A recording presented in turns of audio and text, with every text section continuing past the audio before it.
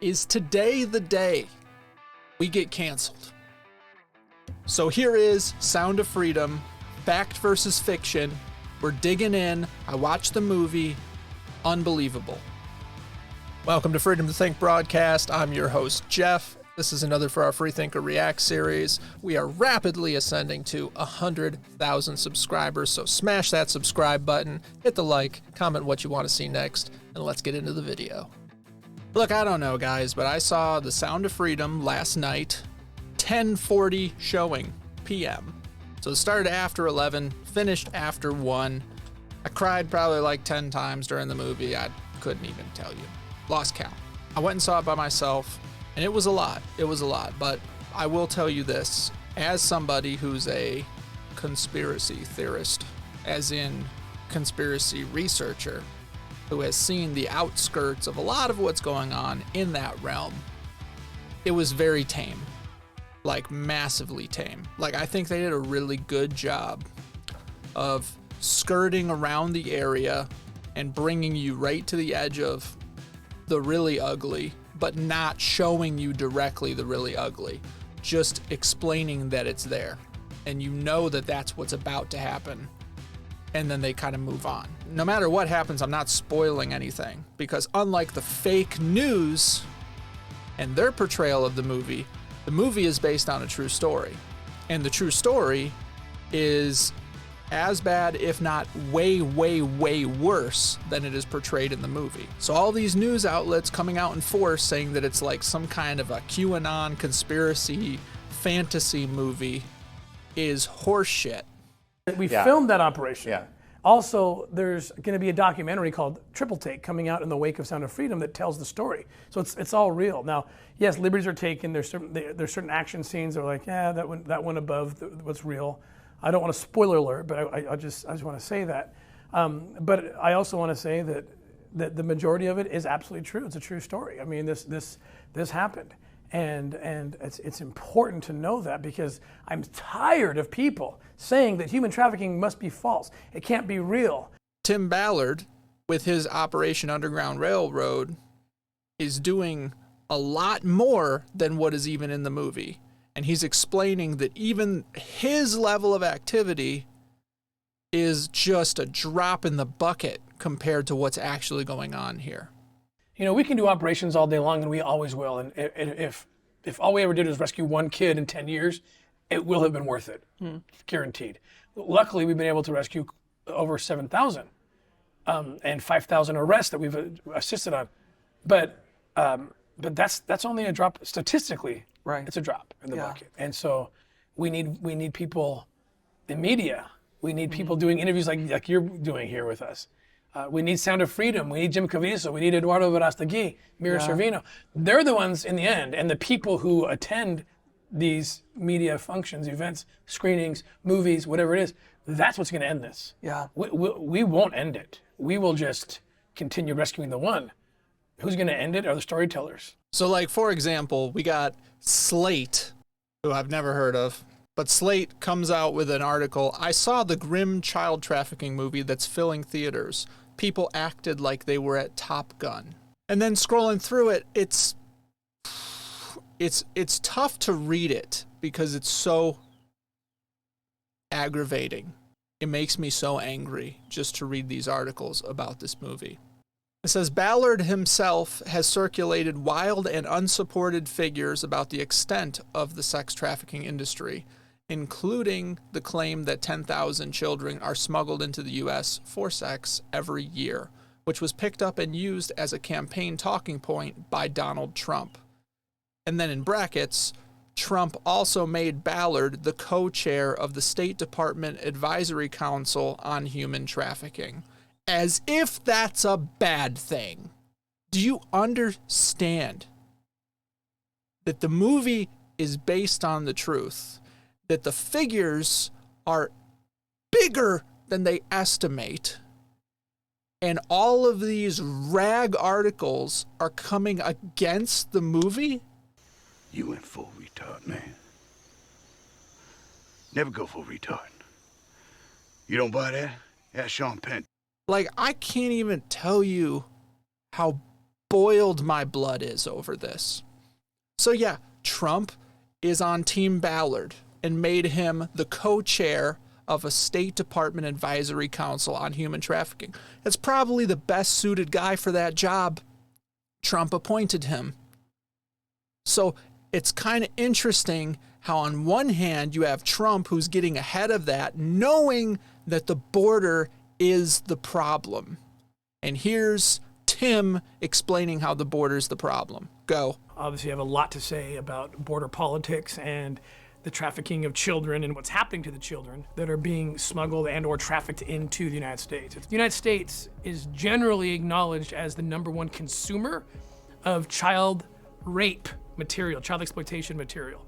So start doing the math and you think, okay, so we're the demand. There's kids who are vulnerable, who are taken, who are lured, who are kidnapped, and the market is the United States. How do we get kids into that market? And so when you start with that and you understand that there's cartels, so they make about $14 million a day in the business of getting kids and people into the United States. We have a policy that facilitates it. If you're in Nicaragua and you want to come to the United States, you paid a couple $1,000s to a smuggler. That smuggler will get you to the border and then hand a child to you. We've been down on the border. I worked there for 10 years. We've seen this. We know this is happening. And they put the child into the hands of this client and they say, just tell the Border Patrol that this is your kid. And they get in and then 72 hours later, they're released. And then they call a number, drop the kid off, and the kid's just recycled. There's about 26,000 unaccompanied minors who came across. The ones we've found, by the way. And so they're in the protection, custody, care of the United States. What happens to them? So again, US sex market, biggest in the world, children taken pretty easily through lure or through different ways in these very impoverished, desperate places. How do you get that kid into the United States? Well, just send them over. Send them over, put them on a raft, push them over the river. And a Border Patrol agent will actually, it's not their fault, by the way, they're just following policy, but they actually facilitate the trafficking. They're like, oh, come here and come sit in this detention center. And now you just need anyone from the US to come in, easy to falsify paperwork claiming a familial relationship, right? Hey, little Miguel's my nephew. Well, there you go. It's this crazy thing that people are playing politics with, and they're playing politics with the lives of children. Then on the other hand, you have the Democrats, Joe Biden.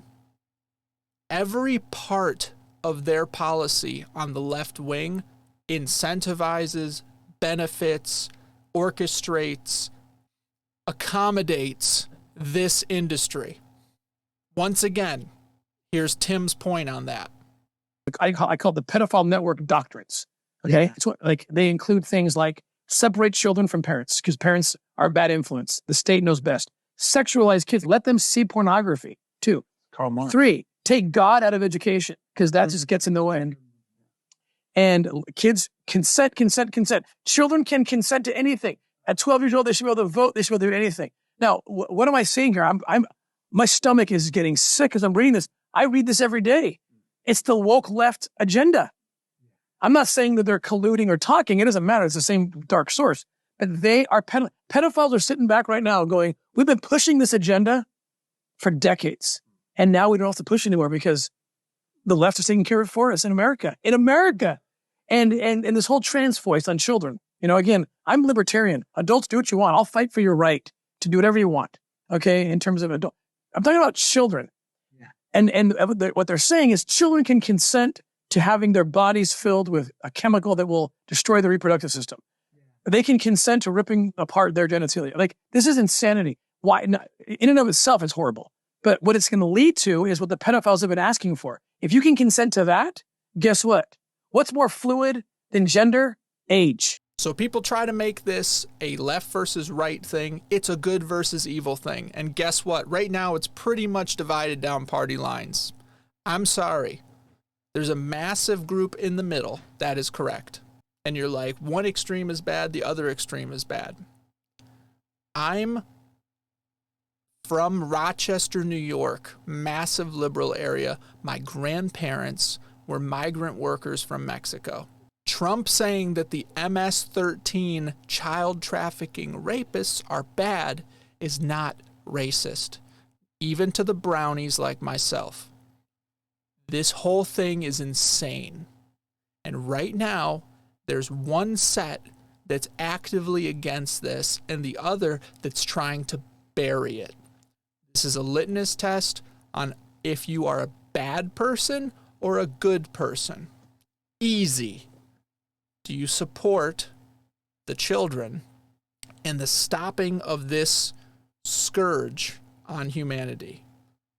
Or do you enable it and pretend that it doesn't exist? Because it's ignorance and evil on one side, it's the good people on the other side. Period.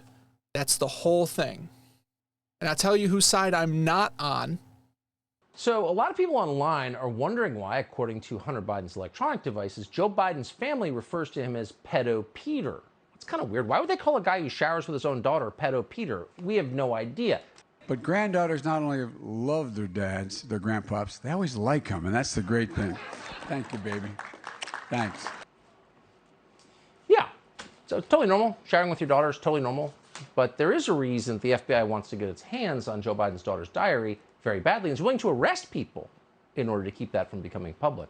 We'll let you continue to guess. Yeah, you're good. Let me whisper a secret. Don't tell mommy what I told you. Man, I'm fired up today. I'm telling you guys, this is like... I have 3 children. Just found out my wife is pregnant. We're going to have twins, so that makes 5. Like, when you find out about this stuff, you have to pick a side. There's no unseeing it. Once you know, you know. And then you have to decide. Are you going to enable it and put your head up your ass? Or are you going to fight against it? And I'll tell you, with my entire body of work, all of my legacy going forward, people are going to know I was the good guy. Whatever it was worth and whatever I could achieve with my small level of influence, I know what I know and I can still sleep because I'm trying to help. They set up a situation for this movie where people, myself and many on the channel, could buy tickets for people and pay it forward. A concept I've never heard before, and it's amazing. Everything sucks. Everything's expensive. It's a rough time right now. Of course, I'm going to link below where you can go to pay it forward, buy tickets, or claim tickets if you want to see the movie but don't have the money. You need to see the movie. And as I said, I went alone. For one, I needed to go see it quickly, and my wife was able to watch the kids, so it was great. Second, I didn't know how rough it was going to be to watch. And she's pregnant. I didn't want there to be a problem getting too worked up or shocked. But I will tell you, your mind is going to be very angry at what you see. Because you know it's true. You know it's real. You know a bit of how bad it is. They don't go all the way. So Jim and Tim are getting in trouble on their media circuit because they're explaining the more past the movie that exists in the realm of evil that's going on with the kids. And it is. And anyone who's poked or prodded around knows it exists. And I do the best I can to be the court jester, but I sneak stuff in. And if you've been around a while, you know. I think the elites are real, but they ain't drinking babies' blood. No comment. No comment. Yeah, no. No, I can, but no comment. We're going to let that one go. Wait. What are you doing? Hey, edit Jeff, you got to be behave. Where are you, brother? No, man, everything's good here. I don't know what you're talking about. Put that there. It was me. Don't you dare edit that out. You have no idea what I went through to find that. Dude, we all know what you go through to get this stuff. It's fine. It's totally fine. Okay, just calm down. You don't even know about the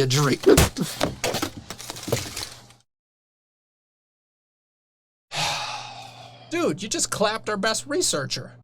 I know. Probably the most egregious article I've seen is from Rolling Stone. Sound of Freedom is a superhero movie for dads with brain worms. The QAnon-tinged thriller about child trafficking is designed to appeal to a conscience of a conspiracy-addled boomer. They go on to say, antagonizing the based on a true story bit. We know that cinema will stretch almost any truth to the breaking point, and the rank insincerity of such a pronouncement is the foundation of the prankish opening titles of Fargo. But this crowd, I could tell, would view the events depicted over the next 2 hours plus as entirely literal. And Caviezel, best known for being tortured to death in Mel Gibson's The Passion of the Christ, has become a prominent figure on the conspiracist right, giving speeches and interviews in which he hints at an underground holy war between patriots and a sinister legion of evildoers who are harvesting the blood of children. It's so hard to keep reading it. Like everything, it's hoax and grossly exaggerated, conspiracist rabbit hole, QAnon, all this stuff. I'm sorry, like,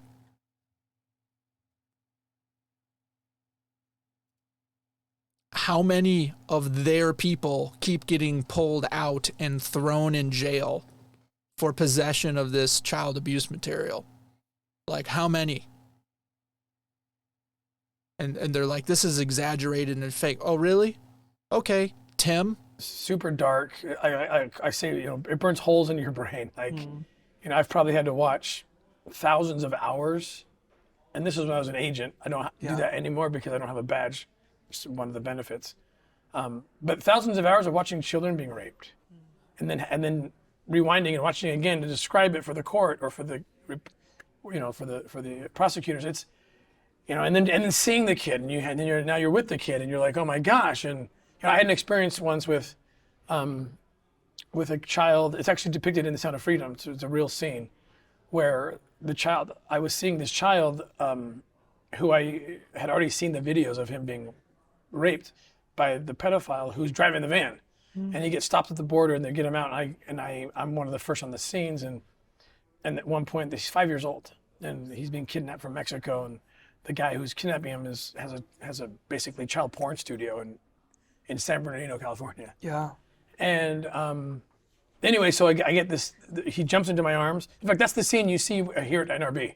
Yeah. Jim Caviezel holding, that's the actual scene from the movie where he jumps out of the van and I'm holding it. I'm just like, oh my gosh, holy crap. And then he tells me about his sister, and his sister's being trafficked, and he gives me this necklace. This is a real story. And when you get Sound of Freedom, even in the trailer, Caviezel's always holding this necklace. The necklace is real. I actually told the producers to consider not telling the story because people won't believe it. But the little boy gave me a necklace. It was a necklace that was like a rosary, like a prayer to him. And the necklace had my name on it. Wow. It was because it had a little scripture, 1 Timothy 6:11. And when I saw my name on it, he gave it to me, even though I was trying to give it back to him. It was like a calling. So from the beginning, to answer your question, how do you deal with this? Like, if you don't feel Jesus, if you don't feel God, if you don't feel the Spirit, you're not going to do this. Yeah. You're not going to, and if you try, you're not going to last. Like, at least I wouldn't last.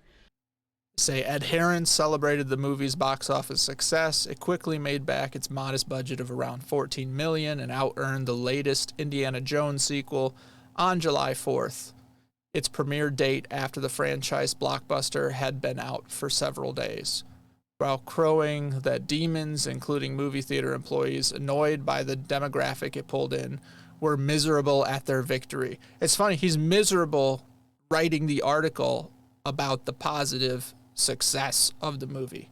Like, everything is just framed through hatred, bringing Donald Trump into it, which is just funny that he has to do that. Like, you can't just assess the movie as what it is. At the end of the movie, they literally show filming of Tim Ballard in the situations that they showed Jim Caviezel in the movie. As I said, if anything, it's very under-exaggerated how bad it is within the movie. And they're acting like it was a crazy conspiracy theory. And this guy goes to dunk on Trump for posting on Truth the trailer to the movie, as once again, that's a bad thing to share this. It's just so crazy, man. It's so wild. So I'm sure they embellished certain parts of certain events because it's a movie and they want it to be gripping the entire time. But I've watched enough interviews of Tim to know he was in the real deep end a bunch of times. Also, often completely unarmed, which I find crazy, but I totally understand why he did it. That man had to pretend to be a disgusting predator so that he could get close enough to catch these people in the act and take them down and save the kids in person, because it wasn't good enough to be stateside just arresting the people consuming the child abuse material. Like, the guy's an absolute superhero. Amazing. I'm hoping maybe one day I can get an interview. That would be cool. So I'll reach out. I'll see if I can get Jim or Tim or both. Christmas could come early. Who knows? We'll reach for the stars there. But the movie was a 10 out of 10. It's like Rotten Tomatoes. It's a 99% audience score. On Google reviews, it was a 4.9 out of 5 with like over 2,000 reviews. Like, the mainstream media and the liberal quack jobs can't dismiss it, because small, medium, and large creators all across the internet are sharing this, that it's good, it's amazing, and everyone needs to see the reality that we're dealing with so that we can fix it. And the reality is the left side of the equation is enabling this industry, and they know it. So the movie holds up a mirror, and people are seeing, oh crap, all of this stuff that we're going along with is helping this industry, and we're demonizing the people that are trying to stop it.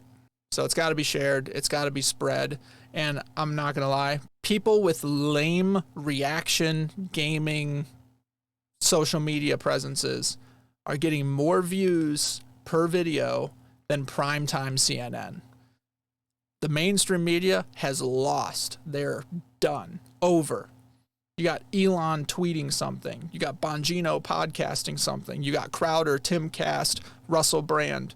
RFK Jr. can get more views going into alt tech than he would if the mainstream would allow him, which they keep trying to block him, and they get wrecked every time he goes anywhere, and they're just like, what do we do with this guy? What do we do with these people? They've blacklisted Trump from everywhere, and it's just a nonstop interruption, asking trap questions, all this stuff, and it's like, people are over it. They're sick of it. We'd rather watch Joe Rogan talk to the person for 3 hours and just let them say what they have to say. Let them get to the points that they want to get to. Let them lay out all the facts without 50 media breaks sponsored by Pfizer. The world is changing. I think it's for the better.